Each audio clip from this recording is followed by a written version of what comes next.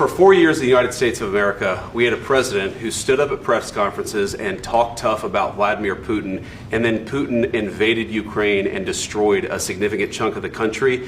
The path to peace and the path to prosperity is maybe engaging in diplomacy. We tried the pathway of Joe Biden of thumping our chest and pretending that the President of the United States' words mattered more than the President of the United States' actions. What makes America a good country is America engaging in diplomacy. That's what President Trump is doing. Can I ask you? Sure. Yeah? Yeah. Okay.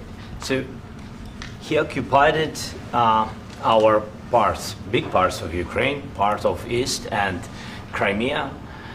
So he occupied it on 2014. So during a lot of years, so I'm not speaking about just Biden, but those time was Obama, then President Obama, then President Trump, then President Biden, now the President Trump, and God bless, now President Trump will stop him. But during 2014, nobody stopped him. He just occupied and took. He killed people. You know what the contact line? 2015. 2014 2014. and 2015. 2014. Yeah. So I was not here. Yeah, but that's exactly right. Yes, but during 2014 till 2022, yeah, the situation the same. The people have been dying on the contact line. Nobody stopped him. You know that we had conversations with him, a lot of conversation, my bilateral conversation, and we signed with him. Me, like a new president. In 2019, I signed with him the deal. I signed with him, Macron and Merkel, we signed ceasefire. Ceasefire. All of them told me that he will never go. We signed with him with gas contract. Gas contract. Yes, but after that, he broken this ceasefire. He killed our people and he didn't exchange prisoners. We signed the exchange of prisoners, but he didn't do it. What kind of diplomacy, JD, you are speaking about? What do you mean? I'm talking about the kind of diplomacy that's going to end the destruction of your country. Yes, but if you Mr. President, with respect, I think it's disrespectful for you to come into the Oval Office and try to litigate this in front of the American media. Right now, you guys are going around and forcing conscripts to the front lines because you have manpower problems. You should be thanking the president for trying to bring it into this conflict. Have you ever been to Ukraine that you say what problems we have? I have been to. Come once. I've actually watched and seen the stories, and I know what happens is you bring them on a propaganda tour, Mr. President. Do you disagree that you've had problems bringing people into your military? And do you think that it's respectful to come to the Oval Office of the United States of America and attack the administration that is trying to prevent the destruction of your country? A lot of questions. Let's start from the beginning. Sure. First of all, during the war, everybody has problems, even you, but you have nice ocean and don't feel now, but you will feel it in the future. God bless. You don't know that. God bless. You don't God know bless. that. You will not have a war. Don't tell us what we're going to feel. We're trying to solve a problem. Don't tell us what we're going to feel. I'm not telling you. Because you're in no position to dictate that. That's exactly what Remember you're doing. this. You're in no position to dictate what we're going to feel. We're going to feel very good. You will feel influence. We're going to feel very good and very strong. You will feel influence. You're right now not in a very good position.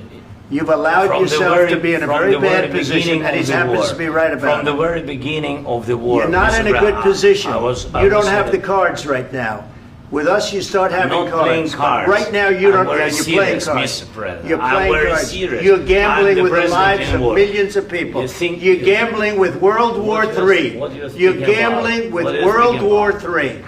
And what you're doing is very disrespectful to the country, this country. That's backed you far more than a lot of people said they should have. Have you said thank you once? This entire meeting? No, in this entire meeting, have you said thank you? Today. You went to Pennsylvania and campaigned for the opposition in October. Offer some words of appreciation for the United States of America and the president who's trying to save your country.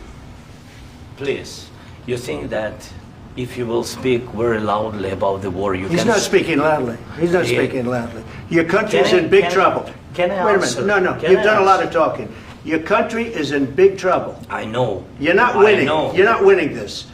You have a damn good chance of coming out okay because of us. Mr. President, We are staying in our country, staying strong from the very beginning of the war. We've been alone, and we are thankful. I said thanks You haven't in been this alone. cabinet, You and haven't not been only alone. in this cabinet. We gave you, through I this said stupid president, $350 billion. You voted we gave for you your military president. equipment, You and you voted men for are your brave, president. but they had to use our military. What about if, West if you didn't have You our invited military me- equipment, you invited if me you to didn't speak- have our military equipment, this war would have been over in 2 weeks. In 3 okay? days, I heard it from Putin. In 3 days, this is something Maybe new. less. In 2 weeks, of course, It's yes. going to be a very hard thing to do business like this. I Again, tell you. just say thank you. I said a lot of accept times that thank there, you accept to that- American people. Accept that there are disagreements, and let's go litigate those disagreements rather than trying to fight it out in the American media when you're wrong. We know that you're wrong. But you see, I think it's good for the American people to see what's going on. I understand, sir. I think it's I very understand. important. That's why I kept this going so long. You have to be thankful. You don't have the I'm cards. thankful. You're buried there. Your people are dying. tell you You're again, running I low know. on soldiers. Don't- Listen, don't please, you're running Mr. low on President. soldiers.